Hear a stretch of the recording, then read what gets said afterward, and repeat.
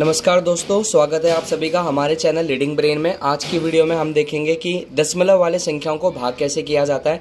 मैंने अभी तक से जितनी भी वीडियो बनाई है उसमें बस मैंने खाली भाग वाला बनाया है, लेकिन आज मैं यहाँ पर थोड़ा नया तरीका यूज़ कर रहा हूँ या फिर नया क्वेश्चन कह सकते हो कि दशमलव वाले संख्याओं को भाग कैसे करते हैं। एक बार कृपया करके वीडियो को एंड तक देखना, ज़रूर समझ आएगा, इसकी मैं गारंटी ले रहा हूँ। तो यहाँ पर मेरे पास एक सवाल है, 0.125 को 0.05 से डिवाइड करना है। अगर आपके माता पिता, आपके टीचर या फिर आपका कोई दोस्त या फिर आपका बड़ा भाई या बड़ी बहन आपसे बोले कि ऐसे सवाल को सोल्व करके दिखा, तो स्कूल जाता है, ट्यूशन जाता है, तो बहुत सारे बच्चों से सोल्व नहीं हो पाता। तो इसलिए मैंने सोचा कि इस पर एक वीडियो बनाते हैं। तो सबसे पहले यहाँ पर हमें इस सवाल को सोल्व कैसे करना है। देखो भाई, पहले आपको क्या करना है, जिसको जिससे भाग देना है, जैसे सबसे आगे 0.125 लिखा है तो मैं इसके नीचे डाल दूंगा 0.125। ठीक है, क्वेश्चन मतलब मेरा यहाँ से स्टार्ट हो गया 0.125। इस भाग को हम ऐसे लाइन से खींच सकते हैं और इसके नीचे डाल देंगे 0.05। इतना आपको कर लेना है। इतना करने के बाद आपको क्या करना है, अगर दशमलव वाला सवाल है तो आप ऊपर भी गुणा लगाना और नीचे भी गुणा लगाना, अगर दोनों में दशमलव है तभी। जैसे कि यहाँ पर आप ध्यान से देखें तो यहाँ पर मैंने बिंदु लगाई है जिसे हम दशमलव कहते हैं। अब ये बिंदु के पीछे कितनी संख्या आप जरूर काउंट करें, 1 और 2। कितनी है, 1 और 2, मेरे साथ बोलिए, 1 और 2। अगर 2 बोला है ना तो आपको यहाँ पर पहले 1 लिख के उसके साथ 2 0 लगानी पड़ेगी। आई होप इतना समझ आ गया होगा आपको। तो इसको आप ऐसे काट के हटा भी सकते हो, मतलब कि इसका ये हो जाएगा आप हमारी पॉइंट है ही नहीं। अब उसके बाद इधर भी आ जाते हैं। अगर मैं यहाँ से पॉइंट ऐसे हटा देता हूँ, पहले मुझे देखना है कि पॉइंट के पीछे कितनी संख्या थी। पॉइंट के पीछे 1, 2 और 3, 3 संख्या है। तो आपको क्या करना है, 1, 2, 3 इस तरह से 0 लगा देनी है। आपको 1 भी लगाना पड़ेगा, यानी कि बस 0 0 0 डाल दिया, ऐसा कुछ नहीं है। 1 लगाना पड़ेगा तब। मान लो अगर पॉइंट के पीछे 4 संख्या होती तो मैं नीचे 4 0, अगर 5 होती तो 5 0 ऐसे डाल देना है। ठीक है, और इस तरह से पॉइंट को हटा देना है। अब आपको क्या करना है, जैसे ऊपर 2 0 और नीचे 3 0 है तो 2 0 से 2 0 तो कट जाएगी। अब आपके पास बचा क्या, इसको थोड़ा अच्छे तरीके से समझाने के लिए मैं यहाँ इसके साइड में कर देता हूँ। यहाँ पर मेरे पास बचा 1 to 5 और यहाँ तो कुछ बचा ही नहीं, क्योंकि 1 का 1 to 5 से गुणा करोगे 1 to 5 आ जाएगा। अब देखिए 1 to 5 के आगे 0 है, 0 का कोई मतलब नहीं होता, इसलिए मैंने 0 हटा दिया। आपने कभी कभार कायदा या बुक होती है ना तो उसमें काउंटिंग देखा होगा तो ऐसे लिखा रहता है 0 1 0 2, तो तब भी हम 1 और 2 ही पढ़ते हैं, तो इनका कोई मतलब नहीं होता अगर आगे 0 लगी होती है तो। अब यहाँ पर अगर हम देखें तो नीचे बचा गया मेरे पास, यहाँ पर बच गया 5 और गुणा में यहाँ पर आ जाएगा 10। अब जैसे मैंने अभी आगे बताया, 5 के आगे कितनी भी 0 आ जाए उसका कोई मतलब ही नहीं है, पीछे आ जाए तो उसका मतलब है। अब इतना हमारा सॉल्व हो गया। अब इतना करने के बाद जैसे कि यहाँ पर आप देख सकते हो, ये 125 और ये 5 दोनों के दोनों किससे कट रहे हैं, 5 के पार्ट से कट रहे हैं। तो 5 के पार्ट में 5 कितने पे आता है, 1 पर ही आता है। और 5 को अगर मैं 125 से काटूं तो कैसे काटूंगा, आप ना थोड़ा बहुत मन में कैलकुलेट करने की कोशिश करें, यानी कि बार बार कॉपी का साइड में करने की कोशिश करें। जैसे कि 5 के पार्ट में 12 तो नहीं आता, 5 दूनी 10 होता है। अब 12 में से 10 जाएंगे तो कितना बचेगा, 2 2 और 5 कितना हो गया, 25, 5 पंजे कितना हो गया, 25। तो यहाँ पर हमारे पास क्या बचा, 25 और बटे में कितना आ जाएगा, 10। अब इसको आप भाग करके सोल्व भी कर सकते हो, अदरवाइज आप देख सकते हो कि नीचे 0 है और 0 कितनी है, 1। तो भाई 0 अगर 1 ही है तो यहाँ पर 1 काउंट करके यहाँ पर 0 पॉइंट लगा देना। मतलब हमारा क्वेश्चन पॉइंट में है तो आंसर भी पॉइंट में आना चाहिए।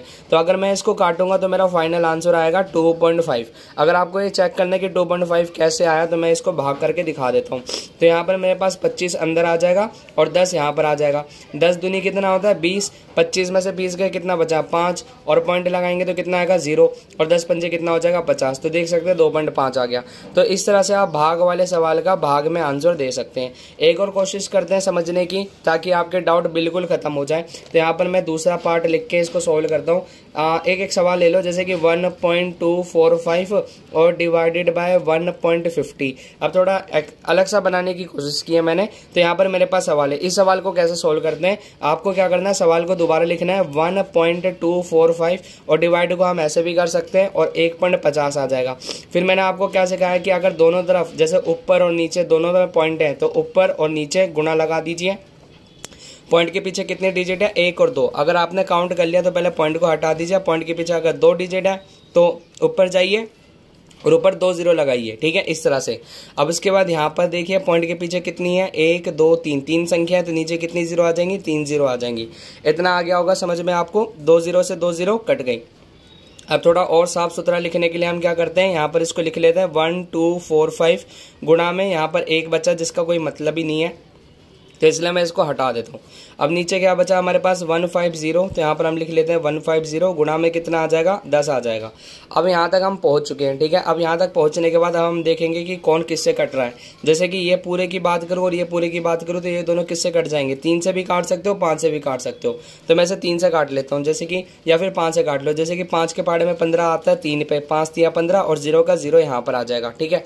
अगर ये 5 से कट गया तो इसको भी 5 से काटूंगा, फिर मैं 5 दूनी 10, 2 बचेगा, फिर उसके बाद 4, ठीक है। 5 दूनी 10, 12 में से 10 गए, कितना बचा 2, 2 और 4 24, यानी कि 5 चौ कितना होता है 20। फिर उसके बाद कितना बचेगा, यहाँ पर 4 बचेगा, 4 और 5 45, 5 नहीं 45। तो आप इस तरह से मन में कैलकुलेशन भी कर सकते हो, अदरवाइज यहाँ पर भाग करके देख लेना, ठीक है।